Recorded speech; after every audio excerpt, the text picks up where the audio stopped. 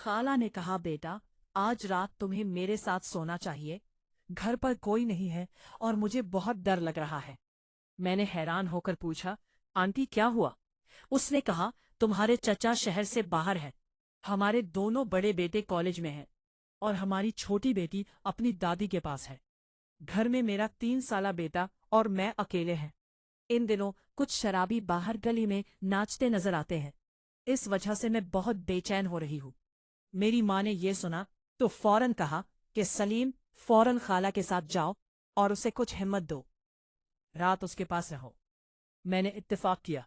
अपना night suit, एक झाड़ी और एक किताब उठा ली।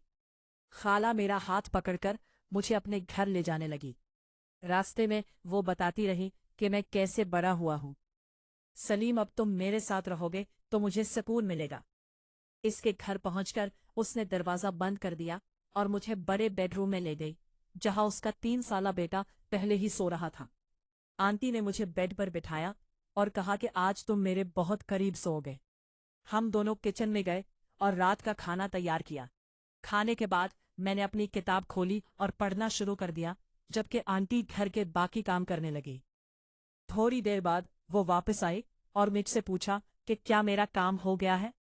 मैंने कहा कि मैं थक गया हूँ, तो उसने टीवी ऑन कर दिया। रात के 12 बजे थे। हम दोनों टीवी देख रहे थे।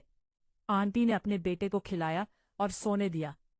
फिर उसने मुझे बताया कि सोने का वक्त हो गया है। मैं बेड पर लेट गया और आंटी ने दरवाज़ा मजबूती से बंद करके अंदर से लॉक कर दिया। वो कहने लगी, मुझे बाहर शोर से डर लगता है। मैंने उससे कहा, बहुत गर्मी है आंटी, लेकिन उसने एक न सुनी। थोड़ी देर बाद बाहर से एक अजीब सी आवाज आई। टी फौरन मेरी तरफ मुतवज्जा हुई और मुझे गले लगा लिया। उनका जिस्म हल्का सा कांप रहा था। मैंने उसे तसल्ली दी कि ये ठीक है, मैं हाजिर हूं। आंटी ने मुझे अपनी बाहों में लिया और कहा कि तुम मेरे बादशाह हो, आज रात मुझे अकेला नहीं छोड़ोगे। दूसरी बार बाहर से आवाज आई तो आंटी ने मुझे और भी मजबूती से थाम लिया। उनकी सांसें तेज हो रही थीं और उनका नर्म जिस्म मेरे सीने से दबा हुआ था। मैंने उससे कहा कि मैं बाहर जाकर चेक करूंगा। पहले तो उसने सख्ती से इनकार कर दिया, लेकिन जब मैंने असरार किया तो वो मेरे साथ उठ गई। उसने एक लंबी छड़ी उठाई और मेरा हाथ मजबूती से पकड़ लिया। हम दोनों ने दरवाजा खोला। बाहर तालाब में एक साही बैठा था। वो हमें देखकर भाग गई। हम दोनों हंस पड़े। आंटी की हिम्मत थोड़ी बढ़ी, लेकिन वो फिर भी मेरे करीब होना चाहती थी। कमरे में वापस आकर हम दोनों बेड पर लेट गए। मुझे गर्मी से पसीना आ रहा था। मैंने कहा, आंटी अब कोई डर नहीं है, चलो दरवाजा खोलकर सोते हैं। लेकिन उसने ये कहते हुए इनकार कर दिया कि नहीं बेटा, रात भर बंद रखो। फिर वो उठी, एक कंबल निकाला, मुझे दिया और मुझसे कहा कि अपने आप को उसमें लपेट कर सो जाओ, ये गर्मी को कम करेगा। मैंने चादर उसके गिर्द लपेट दी तो आंटी ने कहा कि वो भी नहा लेंगी। थोड़ी देर बाद जब वो नहाकर वापस आईं तो उन्होंने बहुत ही खूबसूरत और साफ सुथरा लहंगा पहना हुआ था, जो शायद अंकल लाए थे। स्कर्ट सफेद था और आंटी का पूरा जिस्म उसमें से साफ नजर आ रहा था। उसके गीले बालों से पानी टपक रहा था और उसे गीला कर रहा था। उसका स्कर्ट उसके जिस्म से चिमटा हुआ था, जो उसकी खूबसूरत शख्सियत की हर सतह को जाहिर करता था। मैंने शर्म से नजरें नीची कर ली।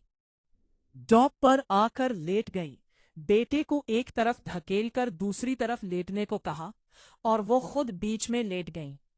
डर की वजह से कमरे की लाइट बंद नहीं हुई थी।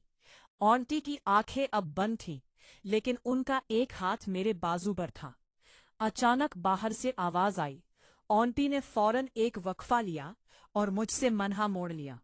उनका पूरा जिस्म मेरे खिलाफ दबा हुआ था। मैंने उसे थपथपाकर तसल्ली दी। आंटी ने आहिस्ता से कहा, सलीम बेटा, आज रात मुझे छोड़कर मत जाना। तीसरी बार बाहर से आवाज आई तो आंटी ने मुझे इतना करीब किया कि हमारे जिस्म मिल गए।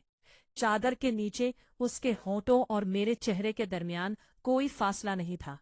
اس کے گیلے بال میرے چہرے پر پھیل گئے اور اس کی سانس میری گردن پر گرنے لگی۔ میں نے اس سے کہا، آنٹی آپ فکر نہ کریں، میں آپ کے ساتھ ہوں۔ اس نے آنکھیں کھولی، میری طرف دیکھا اور کہا، بیٹا تم بہت اچھے ہو، میں تمہارے بغیر آج رات اکیلی نہیں رہ سکتی۔ اس کے لہجے میں ایک عجیب سی نرمی تھی۔ پھر اس نے اپنا ایک پاؤں میرے اوپر رکھا اور مجھے اور بھی قریب کھینچ لیا۔ کمرے میں صرف ایک مدھم روشنی تھی جس سے آنٹی کا جسم اور بھی خوبصورت لگ رہا تھا۔ اس کی کارٹون جیسی خصوصیات اس کی آنکھوں پر صاف دکھائی دے رہی تھی۔ میں نے شرمندگی سے دور دیکھا، لیکن آنٹی نے میرا ہاتھ پکڑ کر اپنے سینے پر رکھا اور کہا، دیکھو میرا دل کتنی تیزی سے دھڑک رہا ہے۔ ان کا دل واقعی بہت تیز دھڑک رہا تھا۔ میں نے اسے تسلی دینے کے لیے اس کے بالوں پر ہاتھ پھیرا۔ آنٹی نے آنکھیں بند کر لی اور اپنا چہرہ میری باہوں میں چھپا لیا۔ باہر کی آوازیں اب تھم چکی تھیں، لیکن آنٹی نے پھر بھی مجھ سے الگ ہونے سے انکار کر دیا۔ ان کا جسم پہلے سے زیادہ گرم ہو گیا تھا۔ بھی ڈر رہی ہے، اس نے کہا کہ اب خوف تو کم ہو گیا ہے، لیکن تم مجھے چھوڑ کر نہ جانا۔ پھر اس نے مجھے اتنا قریب کیا کہ ہمارے جسم ایک دوسرے میں ضم ہو گئے۔ اس کی نرم سانسیں میری گردن پر گر رہی تھی اور اس کی انگلیاں میری کمر پر پھسل رہی تھی۔ میں نے بھی اسے گلے لگا لیا۔ آنٹی نے آہستہ سے میرا نام پکارا اور کہا، سلیم تم میرے بہت قریب ہو۔ میں نے آنٹی سے کہا، میں ایسا نہیں کرنا چاہتا ہوں، یہ سب غلط ہے۔